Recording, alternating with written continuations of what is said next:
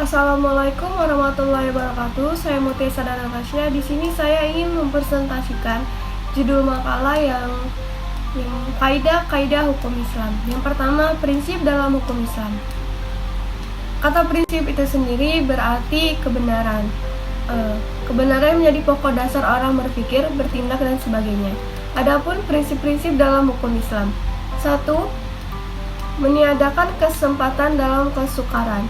Contohnya, orang yang sedang berpergian, sakit, dan dalam keadaan hamil atau menyusui boleh tidak untuk berpuasa. Yang kedua, sedikit pembebanan. Ayat tersebut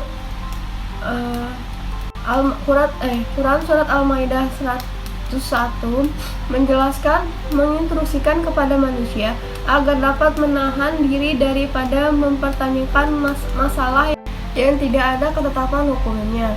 Misalnya pada waktu peraturan perundang-undangan belum diketahui, dan agar permasalahannya untuk sementara dibiarkan, dan kemauan permasalahan itu dipecahkan melalui kaidah-kaidah umum demi memberikan kelonggaran pada manusia. Yang ketiga, bertahap dalam menetapkan hukum. Al-Quran diturunkan secara berangsur-angsur, bukan sekaligus. Yang keempat, memerhatikan kemaslahatan manusia. Dalam menetapkan hukum selalu didasarkan pada 3 sendi. Yang pertama, hukum ditetapkan setelah masyarakat membutuhkan hukum itu. Yang kedua, hukum-hukum ditetapkan oleh suatu kekuasaan yang berhak menetapkan hukum. Yang ketiga, hukum-hukum ditetapkan menurut kadar kebutuhan masyarakat. Dan yang terakhir, 5. Mewujudkan keadilan. Manusia menurut pandangan Islam adalah sama baik di hadapan Allah maupun di hadapan hukum tanpa melihat kepada tinggi rendahnya suatu jabatan seseorang, tua maupun muda, melainkan seoptimal dan semaksimal apa yang telah ia perbuat. Yang B, kaidah dalam hukum Islam. Kaidah secara etimologi yaitu asas.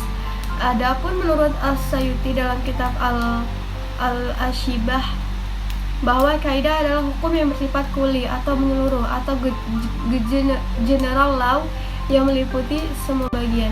Macam-macam kaidah hukum Islam. Yang pertama, kaidah asasiyah. Segala sesuatu perbuatan tergantung pada tujuannya. Adapun kebiasaan itu dapat ditetapkan sebagai hukum. Kemudaratan itu harus dihilangkan. Yang sudah diyakini tidak dapat dihapus oleh keraguan-raguan. Yang kedua, kaidah khairu asasiyah. Walaupun kedudukan bukan sebagai kaidah asasiyah, namun keberadaannya tetap didudukan sebagai kaidah yang penting dalam hukum Islam. C. Tujuan hukum Islam. Adapun tujuan hukum Islam, yang pertama, memelihara agama. Kedua, memelihara jiwa. Ketiga, memelihara akal. Keempat, memelihara kehormatan. Dan yang kelima, memelihara harta kekayaan. Hanya itulah yang dapat saya sampaikan. Saya akhiri. Wassalamualaikum warahmatullahi wabarakatuh.